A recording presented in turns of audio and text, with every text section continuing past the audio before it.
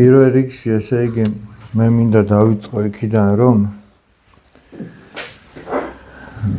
ამ ბოლო დროს თქვენ ყველამ მოისმინეთ თუ გაიგეთ თუ ორმოკვდით მაინც რომ საქართველოში ერთ-ერთ თეატრში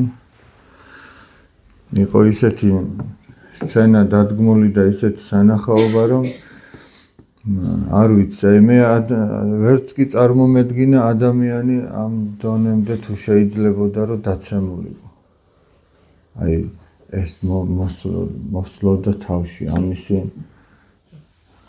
ამის გააზრება საერთოდ მე ამის წარმოთქმა მე ხა სანამ სპექტაკლი გავიდოდა საერთოდ წარმოედგინეთ რამდენი რეპეტიცია დაჭირდებოდა იმას რომ რამდენჯერ უნდა ეთქვა ის რასაც ამბობდა აი თან მინდა ჩვენი საპატრიარქოს განცხადება წაგიკითხოთ ამასთან დაკავშირებით ღრმა მწუხარებასა და შეშფოთებას გამოხატავთ ცოტა ხნის წინ ერთ-ერთი თეატრის სცენაზე გამართულ ღვთისმგმობელ წარმოდგენასთან დაკავშირებით ჭეშმარიტი ხელოვნება სიკეთის მსახურება და ამ სიკეთის ხალხისთვის გაზიარება თუ თეატრი იქნება თუ კინო იქნება ემსახურება იმას რომ ადამიანში რაღაცა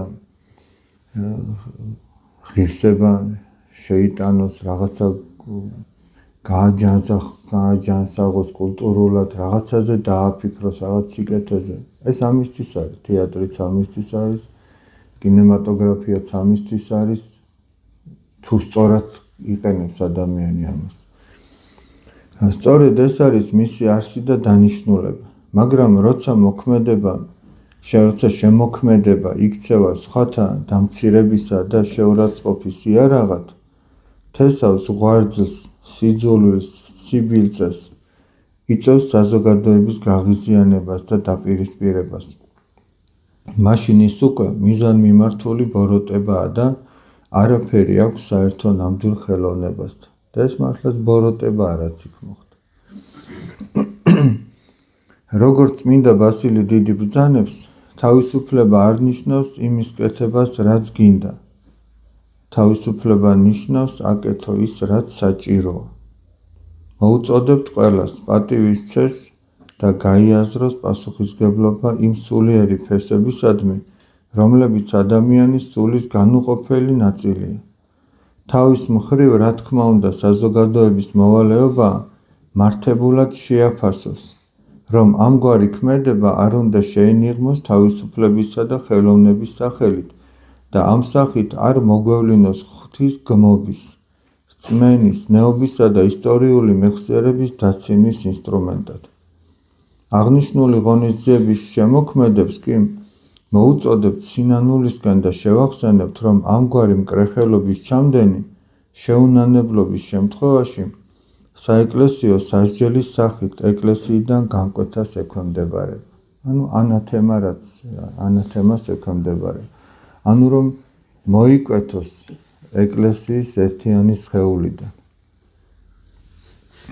და ეგ ერთი მათი პრობლემაა, რომ ეს თუ არ შეინანებელ უნდა მოიკვეთონ. ოღონდ როგორც არის ნათქვამი, ესე იგი, თუ წერილობით შესწოდეო, წერილობით უნდა შეინანო. თუ სადღაც ერთ ადამიანთან შესწოდე, შეიძლება ისიც ჩუმად შეინანო, მაგრამ როდესაც ესე საჯაროდ შესწოდე, იქ მარტო რომ მივიდეს ჩუმად სადღაც მღვდელთან შეინანოს, ეგ არ არის სინანული. როგორც საჯაროდ იქნა დაგმობილი ღმერთი და შეურაცხყოფილი უამრავ მორწმუნე ადამიანთან გრძნობები, ისე საჯაროდ უნდა მოხდეს მათი აღიარება. თუმცა ეს მათი პრობლემა.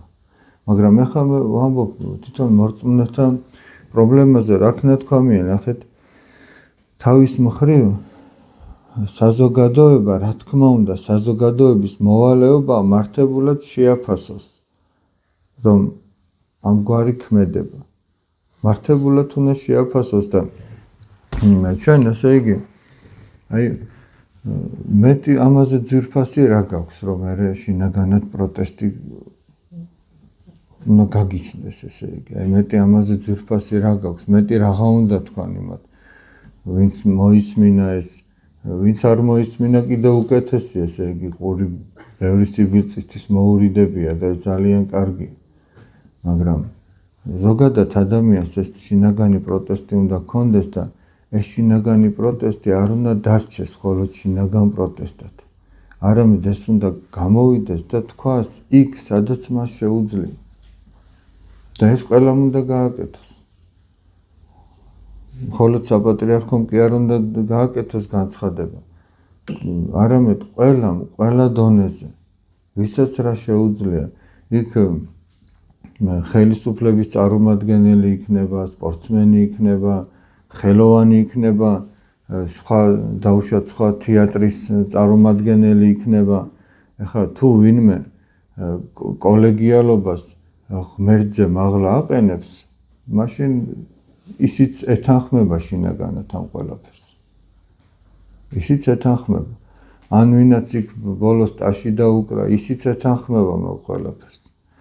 ვინც იქ იყო და შემდგომ პროტესტის ნიშნად არ მოიმოქმედა რამე, ისიც ასე თუ ისე ეთანხმება ამ ყველაფერს. სხვადასხვა დოზით, რა თქმა უნდა.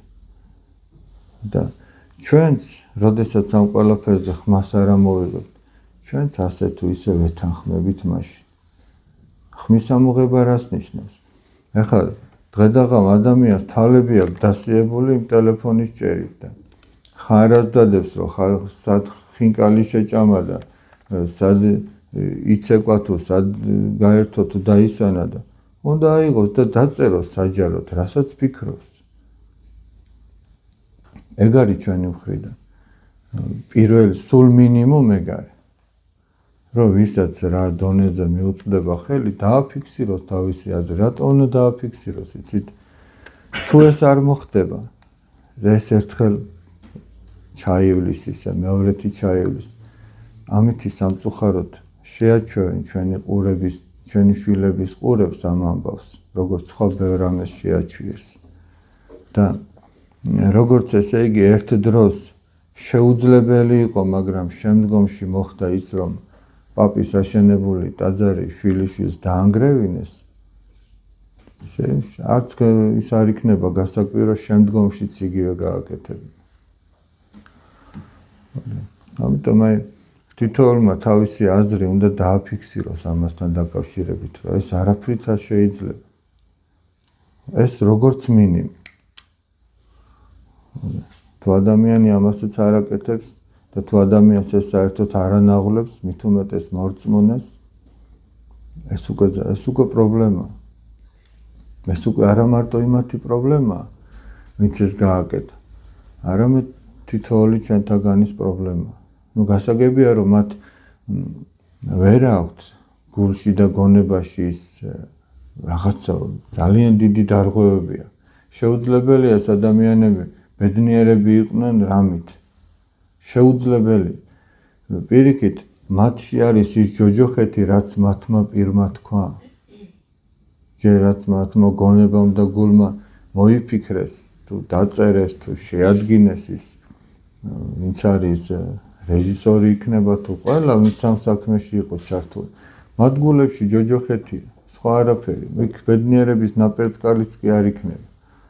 მაგრამ ეს სხვა პრობლემაა, ეს მათი პრობლემაა, მაგრამ მხოლოდ მათ პრობლემა დარჩებოდა თავის პატარა ოთახში, რომ ეს გაეკეთებინათ. მაგრამ როდესაც ამას საჯაროდ აკეთებ, ეს უკვე შენ ამით იმ ხალხს, იმ ერს უკეთებ ამას. მაგრამ მეორე მხრივ ეს ხალხი გეუბნება რამეს თუ არ გეუბნება, თუ ჩუმად არის და გისმენს. თუ ჩუმად არის და გისმენს და ხმას არ იღებს და არავის პროტესტი არ აქვს, მაშინ დაღუპულა მთელი ერი და ეგ არის. ამიტომ აი სანამ შეგვიძლია რამე ვთქვათ და რამე ვიღონოთ, მანამდე უნდა გავაკეთებთ. თუ ამას არ გავაკეთებთ, ჩვენ ღვთის წინაშე წავდგებით სულ ყველა და რას ვეტყვით, რა პასუხს გავცემთ? როგორ? თანადო პასუხები არ ხონდა მაგ რა იყო სათანადო პასუხი? რას გულისხმობთ? სხვადასხვა თან კიდე დიდად ბევრი არაფერი. და სხვადასხვა იქ ზუსტად აი მიზან მიმართულად იყო იმაზე გაკეთებული აქცენტი, რომ აი ოჯახის სიწმინდის დღესთან დაკავშირებით, ზოგადად ოჯახის ინსტიტუტთან დაკავშირებით. და ეს აღვირახსნილობის პროპაგანდა იყო საბოლოო ჯამში ეს იყო და თან ღმერთის გმობა ისეთი სიტყვებით, რომელიც აი ადამიანმა არამც თუ არ უნდა მოიფიქროს, არც უნდა მოისმინოს. ძალიან რთულია მაგის მოსწრება. სულ ყველა პატარა მონაკვეთი ნახა, დიდი მთლიანის არცდა და არ დევს მე რამდენადაც. ვიცი ხო და რა ვიცი. ეგეც არ ვიცი. აი ხელა დარბაზში 10% შეიძლება იყოს მაგის მოსმე დანარჩენ. მე არ ამბობ.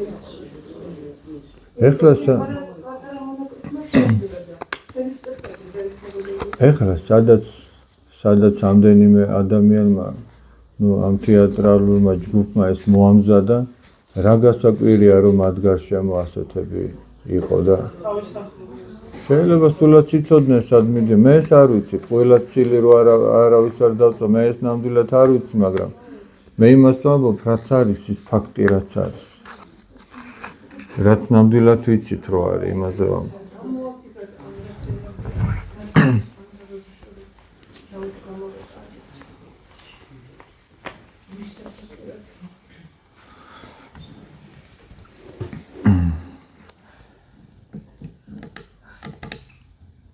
მოიწვინა, მე მგონი. თუ არა? არა, ისმის. არა.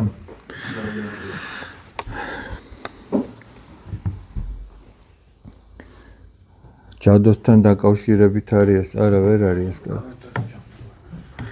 ჯადოსთან დაკავშირებით არის, ესე იგი რაღაცა შეკითხვა და საერთოდ სანამ ადამიანი ჯადოზე დაიწყებს ლაპარაკს და ამ დაგვარ რაღაცებზე, ჩვენ უნდა ვიცოდეთ, რომ თითოეული ადამიანი დაცული არის მაშინ, როდესაც ღმერთთან ახლოს არის. ღმერთს როდესაც შორდება, მასზე შეიძლება რომ დიდი ძალა ჰქონდეს სწორედ ამ ჯადოს. მაგრამ არსებობს ესე იგი წმინდა კვიპრიანეს და იუსტინას ცხოვრება. პატარა გოგონა იყო იუსტინა, რომელიც მორწმუნე გოგონა იყო და უნდოდათ რომ ერთ-ერთ ახალგაზრდა ბიჭს უნდოდა რომ არ ვიცი რომელიმე მოიტანა, რომელიც კარგ ხასიათზეა, მომეც. მოდი სულაც არ გვინდოდეს ახო ის. ცოტათი ხო მაინც პატარა გოგონა იყო ეს იუსტინა, ხა თქვენ იცით მისი ცხოვრება. ერთ-ერთ ბიჭს უნდოდა რაღაცით ჯადოქრობით ეს მოეხიბლათ ეს გოგონა და დაეყოლიებინათ და იყო კვიპრიანე, რომელიც ჯადოქარი იყო ისეთი, რომ აი პირიქით ეშმაკები ამას ემორჩილებოდნენ, ამას უჯერებდნენ, იმდენად დახელოვნებული იყო ამ საქმეში. ვერაფრით ვერ მოუხერხეს ამ გოგონას ვერაფერი. და ეს კვიპრიანე დაფიქრდა. მოგვიიყო კვიპრიანე, დაფიქრდა და თქვა რომ თუ იმაზე დიდი ძალა არსებობს რაიმე, რასაც მე ვემსახურები, მაშინ მე მისი მსახური გავხდები. და მან ამ პატარა გოგონას სიმტკიცით ისწავლა ქრისტიანობა. თუმცა ამას ძალიან დიდი განსაცდელები შეემთხვა ამის შემდეგ, მაგრამ ის ერთგული დარჩა ქრისტეს. იმდენად რომ შემდგომში ის მღვდელმთავარი გახდა და საბოლოო ჯამში კი იმდენად შეიყვარა ქრისტე, რომ მოწამეობრივი აღსასრული ერგო მას ღვთისაგან, რომელი აღსასრულიც ბევრს არ ერგებია. იმიტომ რომ ესეც ღვთისგან მინიჭებული მადლია, რომ ადამიანმა მოითმინოს და გაუძლოს ამ ყველაფერს, ჯერ ამ ასპარეზზე გაიყვანოს ღმერთმა და მერე ეს ყველაფერი მოითმინოს ურყევად და სიმტკიცით. და იმისათვის რომ ადამიანმა რაღაცას გაუძლოს იმ ღვაწლს, რაზეც ის არის დადგენილი, ამისთვის აუცილებელია რომ ადამიანი ღვთისმცნებებით ცხოვრობდეს. რატომ ამ ხანახეთ იყო ერთი ასეთი შემთხვევა, სადაც ქრისტიანებს დევნიდნენ და ორი ადამიანი იყო მეგობრობდნენ, ესეთი ორი ისტორია მახსოვს მე პირადად, შეიძლება სხვა ასეთი სხვებიც იყოს. ერთ-ერთი იყო სასულიერო პირი და მეორე იყო ერისკაცი, ესენი მეგობრობდნენ და ამ ერისკაცმა რაღაც აწყენინა და ის ვერ პატიობდა. თუ არ პატიობდა, მოდი ესე ვთქვათ, რომ არ პატიობდა. თორემ როგორც ამბობს წმინდა ივანე ოქროპირი, ჯერ ყველაფერი დამოკიდებულია ნდომა არ ნდომაზე. გინდა თუ არ გინდა რაღაც გააკეთო. გინდა რომ აპატიო თუ არ გინდა რომ აპატიო. გინდა რომ ილოცო თუ არ გინდა რომ ილოცო. გინდა რომ იმართულო თუ არ გინდა. გინდა რომ დაანებო სიგარეტს თავი თუ არ გინდა რომ დაანებო. აი ყველაფერი ჯერ ამაზეა დამოკიდებული. ხო და არ აპატია რაღაც. ნუ თუ ცოტას თუ დავინდობთ ვერ აპატია. ყოველ შემთხვევაში როგორც იყო და ის როდესაც გაიყვანეს რომ ქრისტე უნდა ეღიარებინა, ის შედრკა და ვერ აღიარა, შეშინდა. და რატომ მოხდა ეს? იმიტომ რომ მადლი აიღო ალბათ ღმერთმა მისგან და ამიტომაც. და ის თავისი ძალებით უკვე სუსტია ადამიანი. ამიტომაც აი ამ ღვაწლზე რომ გაგიყვანოს უფალმა და შენ რომ რაღაცა იტვირთო და შეასრულო, ბოლომდე რომ მოითმინო. ღვთისმცნებით უნდა იცხოვრო, ანუ უნდა აპატიო სხვა ადამიანს, უნდა ისე მოექცე, როგორც შენ გინდა რომ მოგექცე. თორემ მარტო ადამიანური ძალებით პეტრე მოციქულს რო უყვარდა უფალი, ეგრე ვის უყვარდა, მაგრამ მაინც უძლური აღმოჩნდა. ადამიანური ძალა უძლური აღმოჩნდა, რომ ბოლომდე ერთგულება გაეწია ღვთისადმი. ამიტომაც სამჯერ თქვა, რომ მე არ ვიცნობ მას. არა და მანამდე პირდებოდა, რომ მე შენთან ერთად სიკვდილზეც კი წამოვა და მართლაც გულწრფელი იყო, როდესაც ამას ამბობდა. და მაშინაც გულწრფელი იყო, როდესაც სამჯერ უარყოფის შემდეგ მაცხოვარი, როდესაც ტიბერიის ზღვაზე გამოეცხადა მოწაფეებს და ეკითხება, რომ გიყვარვა, რომ სიმონ იონაისო, გიყვარვა რამათზე მეტათო და ეუბნება პეტრე, რომ კი უფალო, შენ იცი რომ მიყვარხარ. მაშინაც გულწრფელი იყო. იმიტომ რომ მას უყვარდა, მაგრამ ეს ადამიანური სიყვარულია, რომელიც ესე იგი ამოწურვადია. აი როგორ ამბობს უფალი, ნახეთ, გალილეის კანაში რომ მივიდა მაცხოვარი, თქვენ იცით ეს ამბავი. ქორწილში ღვინო რომ შემოაკლდათ და უფალმა წყალი ღვინოთ რომ გარდაქმნა. აი ეს ღვინო რაც ოჯახში ქონდათ და შემოაკლდათ, ის არის სწორედ ის ადამიანური სიყვარული, რომელიც აუცილებლად გამოილევა. მაგრამ თუ უფალი ჩვენთან არის და საღვთო სიყვარულს შეგვაშველებს, მაშინ ის სიყვარული არასოდეს არ გამოილევა, იმიტომ რომ ის ყოველთვის გარდაქმნის წყალს ღვინოთ. მაგრამ თუ უფალი არ არის, აი ოჯახებზე ვიტყვი ხა, თუ უფალი არ არის, მაშინ იქ შეიძლება უკვე ის წყალი დარჩეს, ღვინო გამოილიოს და წყალი დარჩეს და ერთმანეთის გაძლებაზე იყვნენ უკვე ცოლიც და ქმარიც და შვილებიც. მაგრამ თუ უფალი არის, იქ შეუძლია რომ ის საღვთო სიყვარული კვლავ მოაფქვიოს, კვლავ ჩაუნერგოს ყველას, კვლავ შეაყვაროს ყველას ერთმანეთი. თუ ადამიანები ცდილობენ რომ ღვთისმცნებებით იცხოვრონ, თუ ადამიანები ცდილობენ რომ სინანული კონდეთ და ღმერთთან ურთიერთობა და კავშირი, იმიტომ რომ სინანულის გარეშე უფალთან ურთიერთობა უბრალოდ არ არსებობს, შეუძლებელი. იმიტომაც იყო რომ წმინდა ივანე ნათლისმცემელი ადამიანებს ამითი განამზადებდა, სინანულს ასწავლიდა, ესე რომ ვთქვათ, მისი ნათლისღებაც იყო არა ცოდვათა მიმტევებელი, არამედ სინანულში მომყვანი. სინანული უნდა ესწავლათ ადამიანებს. იმიტომაც ეუბნებოდა, რომ მარტო კი არ აღიაროთ პირით, არამედ სინანულის ღირსი საქმეები გამოიღეთო, გააკეთეთო. ან რასაც აკეთებ, ცოდვას ის მიატოვე და ნუ აღარ გააკეთებ. სხვანაირად უფალს ვერ შეხვდები. ეხლა ადამიანს უნდა რომ მის გულში უფალი იყოს და მრუშობს და არანებებს ამას თავს. როგორ იქნება მის გულში უფალი? იპარავს და არანებებს ამას თავს და თან უნდა რომ უფალი იყოს და არ იქნება ეგ.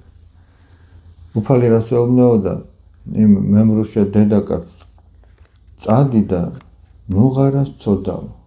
მე არ განგიკითხავ შენ, მაგრამ წადი და ნუღარას წოდავ.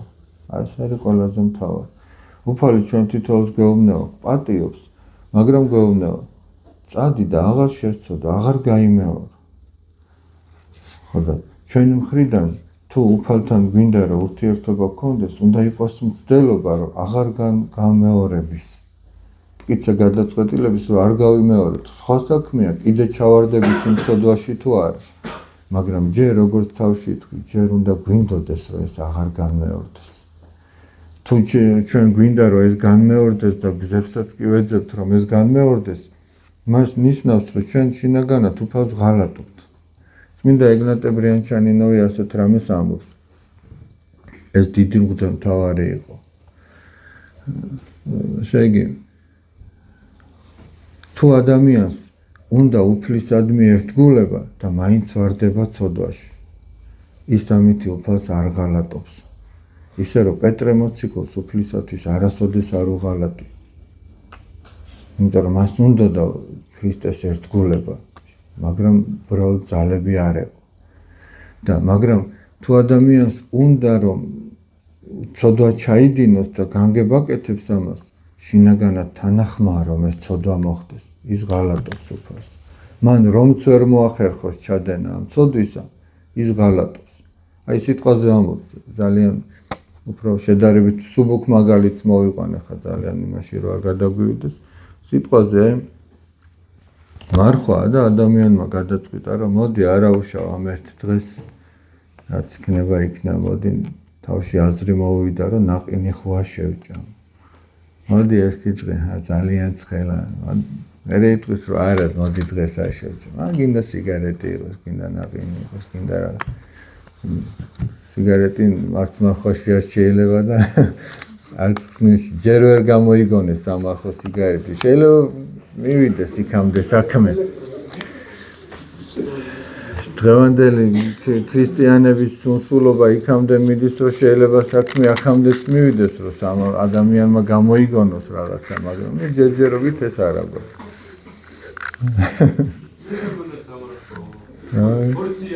იმიტომ დარბიხარ სანთებელებითო.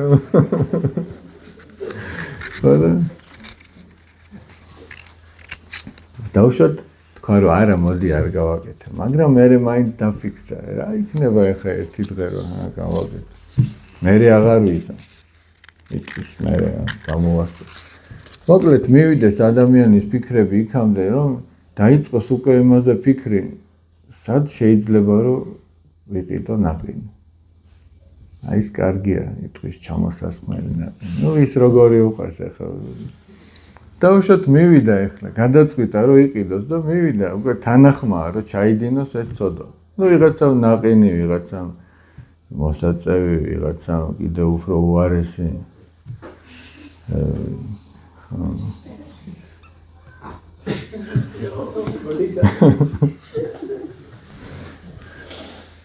ხორცის ღეზელიო ნალიბებო. ისეც რა უყარს. და მივიდეს და დახვდეს დაკეტილი. ხო უღალატა უკვე. უღალატა. იმიტომ რომ მან უკვე გონებაში ჩაიდინა ეს ცოდვა. სხვა საქმეა რომ ბოლომდე არ დაეცა. ღმერთმა დაიფარა აქ. ესეც ღმერთის დიდი წყალობა. ღმერთმა დაიფარა. რომ ბოლომდე არ ჩავარდნილიყო ამ ცოდვაში, მაგრამ თვითონ შინაგანად ეს უკვე გააკეთა.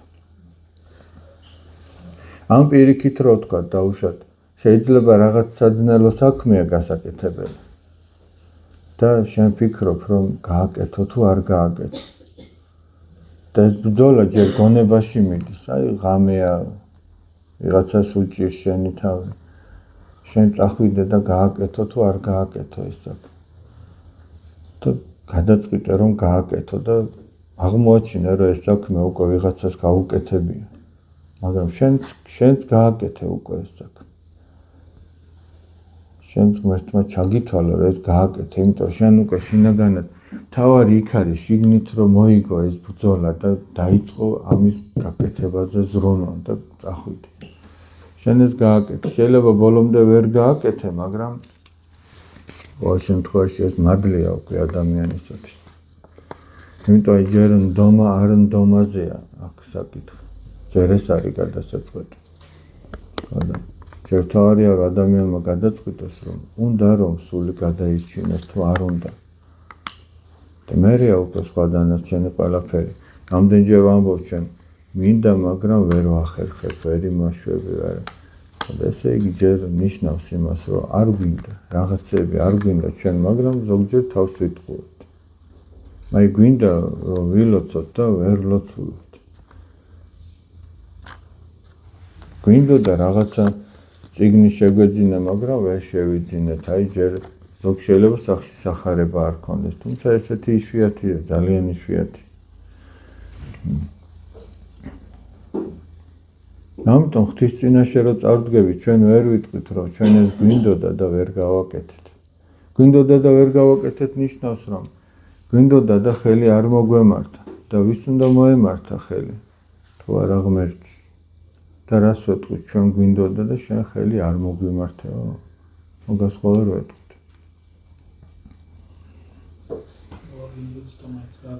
როგორ მაგალითად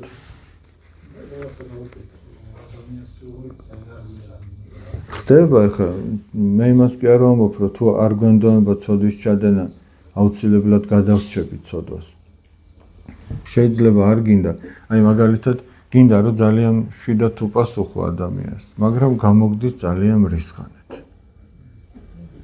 ხა ეგ მეორე საკითხია რატო ეგ უკვე ის არის რომ ჩვენ დაზიანებული ბუნება გვაქვს და მაგრამ ჩვენ რა ვთქვი რომ ეგნატე ბრიანჩენოვის სიტყვები რომ ჩვენ ამით უფალს არ ვღალატებთ რადგან ჩვენ გვინდა რომ შვიდად უთხრათ მაგრამ ნუ ჩვენი ის დაცემული ბუნება არ გვაძლევს ჯერ ამის საშუალებას მაგრამ იმიტომაც არის რომ ხშირად უნდა თქვას ადამიანმა ახსარება და ამით ნელ-ნელა ჩვენი შინაგანი მდგომარეობა იცვლება ღვთის მადლი ცვლის მერე ამას შენ შეიძლება გინდა რომ გულუხვი იყო მაგრამ სადღაც მაინც გენანება და ვერ აკეთებ სადღაც მაინც გეზარება და ვერ აკეთებ სადღაც გინდა რომ ვიღაცამ იყიდა რაღაც და გაგეხარდეს მაგრამ შენში აღმოაჩინე რომ შენ შეგშურდა კი არ გაგეხარდა პირიქით მისმა შენაძენმა დაგამწუხრა ახლა ვის უნდა რომ შურდეს თან შური ისეთი რაღაცა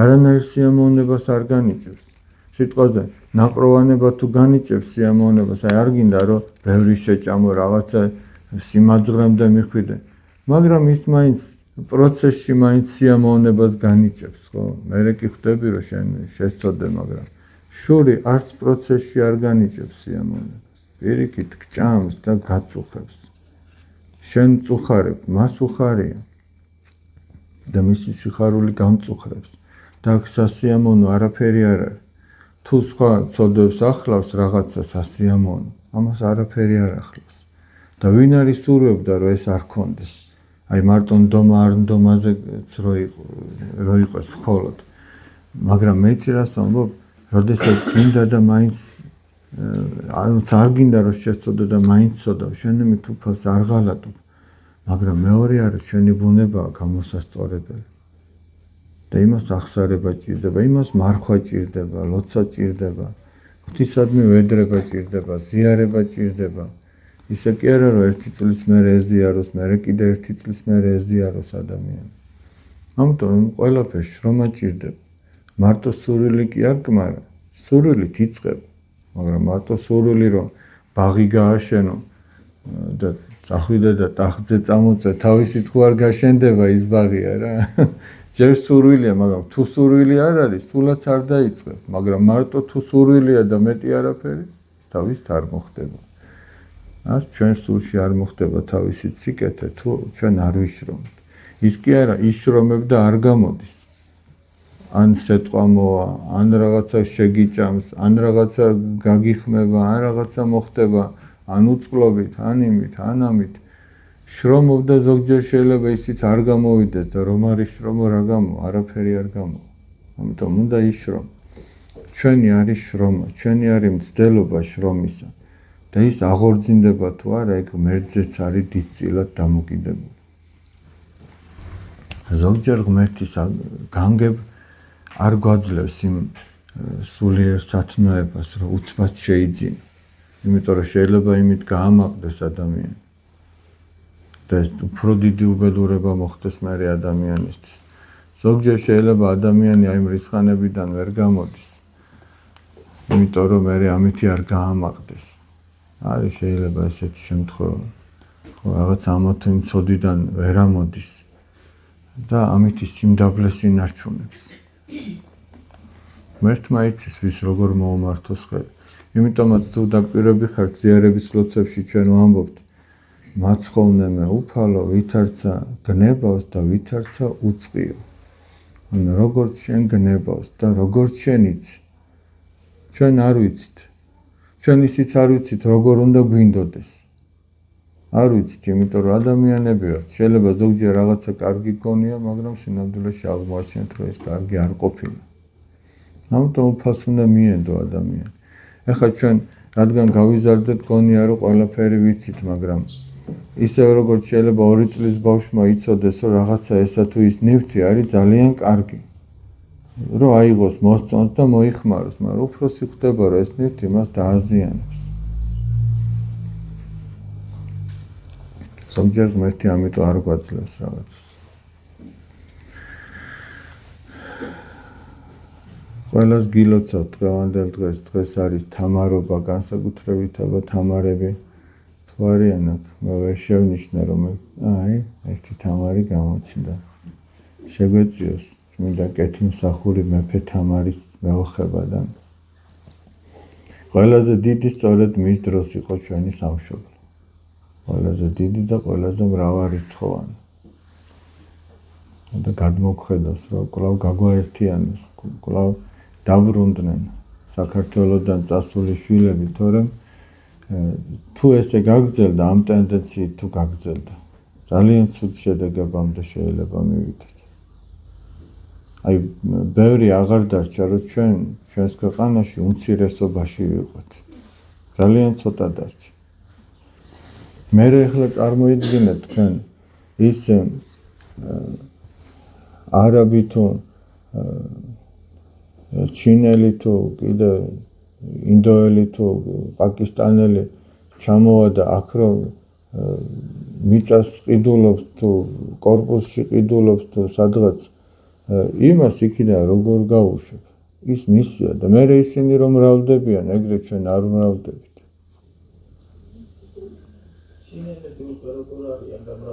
ხოდა აი მაგას ვამბობ ზუსტად ეს არის კატასტროფული მდგომარეობა. აი ხა მით უმეტეს აი ვინც თბილისიდან ჩამოდიან ხოლმე, აი ლუკა და ეს შეხება ხო აქვთ. იქ შეიძლება ამასთანავ ვიღაც ამბობდა, ჩემ შვილსო მეზობლებიო, ერთიც არ ყავს ქართველი. რაღაცა ახალი მშენებარე კორპუსები თან რამდენია ეგეთი და იქ ძირითადად შეიძლება ეგენი ყიდულობ. ხოდა წარმოიდგინე ერთი ქართველი მეზობელი რომ არ აქვს. საქართველოში.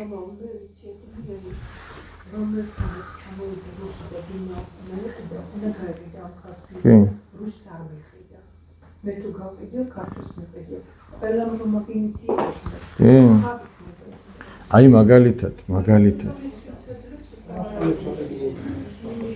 სომხეთში არის ასეთი რაღაცა წესი.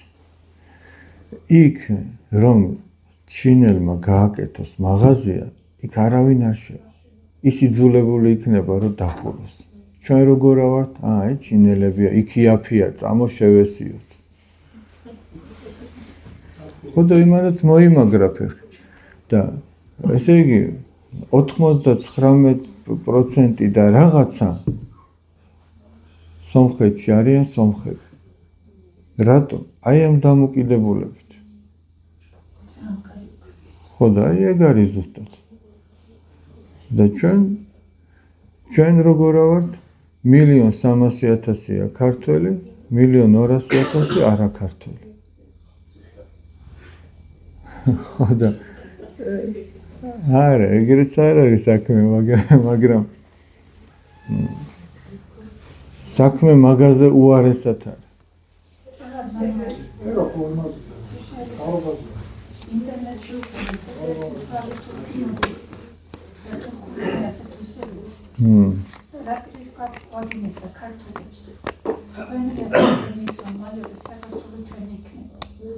აი ხა მაგალითად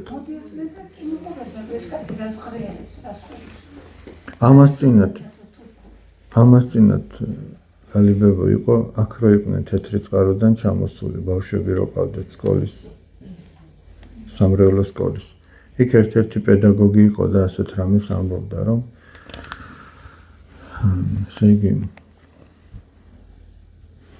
ბავშვი, რომელიც მოდის, აზერბაიჯანელი ბავშვები არიან, იქ ახლა უმრავლესობაში. აი ბაღი გინდა, სკოლა გინდა. და მესამე კლასელი ბავშვი მოდის და ქვემო ქართლს შემოგიხაზავს და ამბობს, ეს არის ჩვენი. ეს არის აზერბაიჯანის. ანუ იქ ოჯახებში ესე ზრდიან. წარმოიდგინე, ჯერ ისედაც ყველა მხრიდან რაღაც გვაკლია, ესე იგი. ყველა მხრიდან, ესე იგი, გინდაც აზერბაიჯანის, გინდაც რუსეთის, გინდაც სომხეთის, თურქეთის, ყველა მხრიდან რაღაცა წართმეული. მიწის გაყიდვა ხო საერთოდ დღეს ღალატია სამშობლოს, რომ მიწა გაყიდვა. ზოგიერთი იმასაც ამბობს, რომ რამდენ მიწას ყიდულობსო ეკლესიაო და ვერც კი ხვდება. ცოტა დაფიქრება ჭირდება, ამას დიდი დაფიქრება არ ჭირდება. რაც ეკლესიას აქვს მიწა, ის ყოველთვის დარჩება საქართველოს. ანუ ეგ იმიტომ ყიდულობს, რომ იმას თითი ერავინ ვერ დაადგაროს. ის ისევ ჩვენ სამშობლოს შეუნარჩუნდება. იმას ერავინ ვერ გაყიდის ერთ კალასაც კი. მაგრამ რომელიც არის კერძო საკუთრებაში, მას შეუძლია, რომ ამა თუ იმ გადამთიელს მიჰყიდოს. და იმას იქიდან ერავინ აღარ გაიყვანს, იმიტომ იმის კერძო საკუთრება იქნება. იმიტომაც არის ღალატი. რომ ის არ უნდა გაყიდოს კაცს. შეიძლება შენ ვერ ამუშავებ და ვერ იმაშავებ, მაგრამ ის არ უნდა გაყიდო. ხო, უნდა იყოს კაცრი კანონები, რომ არ გაიყიდოს არც ერთი მტკაველი მიწა. ძალიან ცუდ დღეში ვართ, არ ვიცი. მერტი თუ გუშველის. ერთხელ პატრიარქმა თქვა, თუ გახსოვთ. ჩვენო ისეთ მდგომარეობაში ვართო, აი თიდან რომ დიდი ქვა დაგორდებაო და რა გააჩერებსო იმას. არ ვიცი. ხოდა დაიწყეს პატრიარქმა ეგ უნდა ეთქვაო, რომ ესე იგი პირიქითო იმედი უნდა ჩაგვინერგოსო და ასე და ასე. და რეალობა ეგ არის. რეალობა ეგ არის, რომ მაგით ის გითხრა, რომ ცოტა გამოფხიზლდით. ახლა რა მიწისძვრა რო იყოს და სახლი რო ინგრეოდეს, უნდა მოვიდეს და საწოლთან და თავზე ხელი გადაგისვას, რომ ყველაფერი კარგად იქნება, თუ ცოტა უნდა შეგანჯღრიოსო, ცოტა ყოჩაღად წამოხდე და თავს უშველო. მაგრამ თავს უშველო იმითი კი არა ამ შემთხვევაში, რომ ქვეყნიდან გაიქცე. თავს უშველო იმით, რომ ცოტა გამოფხიზლდე. და იფიქრო იმაზე, რომ შეიძლება ხვალ და ზეგ თუ ესე გაგზელდა. ჩვენი ქვეყნის ისტორია მხოლოდ ფურცლებზე გადარჩეს. ისე როგორც არაერთი ქვეყნის ისტორია დარჩა ეს. არასოდეს არ ყოფილა.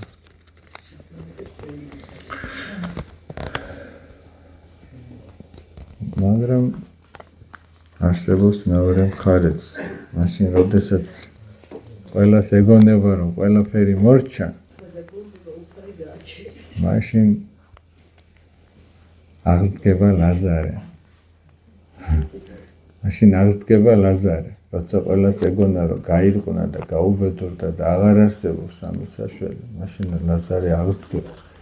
მაგრამ იმ ლაზარეს აღდგომაში ჩვენ მით უმეტეს მორწმუნეებს დიდი მოვალეობა გვაქვს, ესე იგი.